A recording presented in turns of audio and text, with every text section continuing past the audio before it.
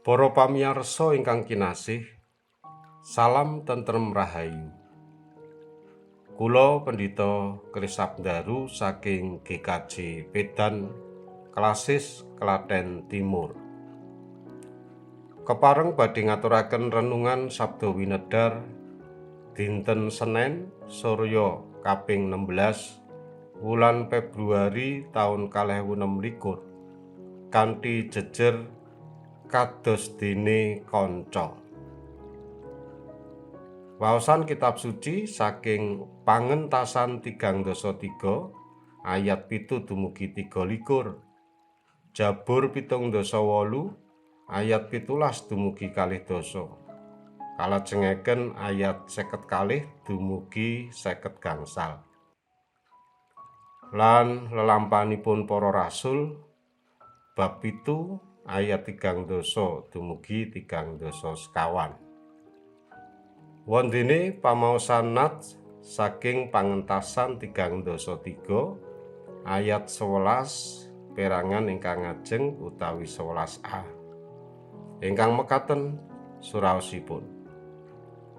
Pangeran Yewah anggone imbal pangandika karo Nabi Musa iku abenajeng kaya wong guneman karo kancane. Kekasihipun Gusti, menapa panjenengan kagungan kanca? Limrahipun saben tiyang menika gadah kanca. Sae menika kanca sekolah, kanca dolan, kanca ing gereja, kanca ing kantor, ngantos kanca ing dunia maya. Sesambetan kalian kanca menika mestinipun sesambetan ingkang ngremenaken. Langkung raket anggenipun kekancan. Langkung sae sesambetanipun. Kita saged sesrawungan kanthi bebas, saged guyonan, saged ngedalaken raos utawi curhat, saged silih mbiyantu lan sanesipun. Waosan dinten menika mliginipun saking kitab Pangentasan. Menika nélakaken endahing sesambetan ing antawisipun Gusti Allah kaliyan abdinipun inggih menika Nabi Musa. Dipun terangaken saben-saben Nabi Musa sowan wonten ing tarub pasewakan, Gusti Allah kepareng rawuh lan imbal pangandika kaliyan abdinipun menika kanthi abenajeng kados dene ngendikan kaliyan kancanipun. Ayat 11. Manungsa menika sejatosipun boten saged abenajeng kaliyan Gusti Allah ingkang maha suci, amargi tiyang dosa boten kiyat, boten tahan ngadepi kamulyanipun Gusti. Pangandaring Toret 3:10 sekawan ayat 11 paring katrangan.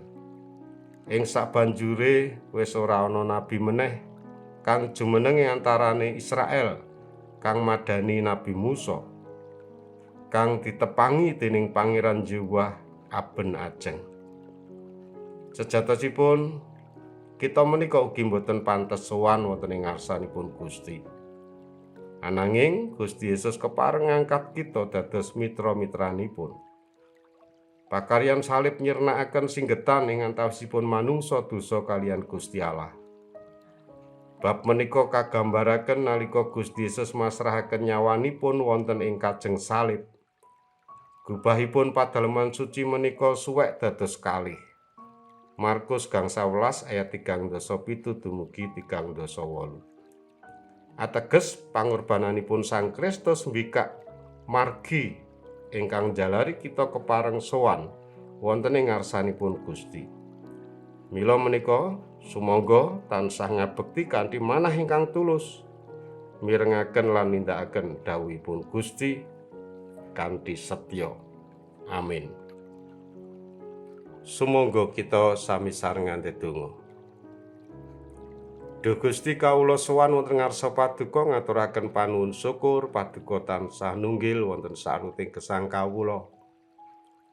Ing wekdal menika Gusti kanthi mirengga kawula ngaturaken panuwun paduka ngingetaken dumateng kawula supados kawula ngraosaken kabingahan saged sesambetan kados dene kanca kaliyan paduka inggih awit saking pangorbananipun Sang Kristus.